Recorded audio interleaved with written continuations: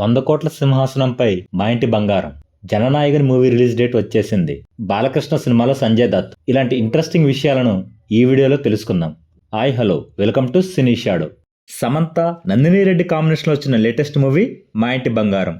ఈ cinema positive టాక్తో కలెక్షన్లలో సరికొత్త రికార్డులను నమోదు చేస్తూ ఉండగా, లేడీ ఓరియంటెడ్ మూవీస్లో సరికొత్త రికార్డును సృష్టించిన ఈ సినిమా 100 కోట్ల గ్రాస్ మార్కును అందుకున్నట్లు సినీ వర్గాలు వెల్లడించాయి. తెలుగు సినీ చరిత్రలో ఒక లేడీ ఓరియంటెడ్ సినిమాకి 100 కోట్లు రావడం ఇదే తొలిసారి. జూన్ 19న రిలీజ్ అయిన ఈ సినిమా 23 రోజుల్లో ఈ మార్కును అందుకొని ఇప్పటికీ స్టడీగా థియేటర్లో కలెక్షన్స్ అయితే రాబడుతుంది.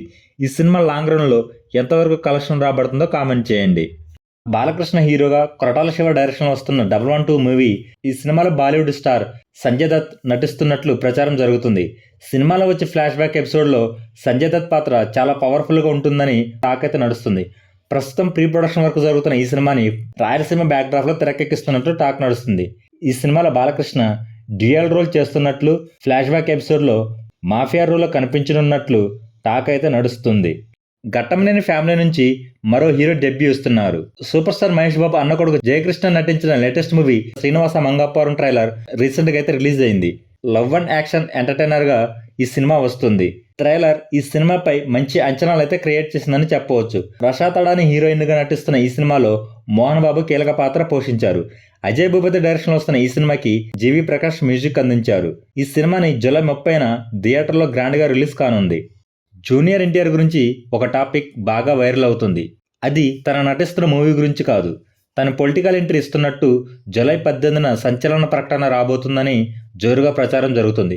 మరి దీనిపై జూనియర్ ఎన్టీఆర్ స్పందిస్తాడో లేదో చూడాలి. ప్రస్తుతం junior NTR dragon, God of war మూవీస్లో నటిస్తున్నారు. తమిళ స్టార్ హీరో విజయ్ నటించిన లేటెస్ట్ మూవీ జననాయకన్.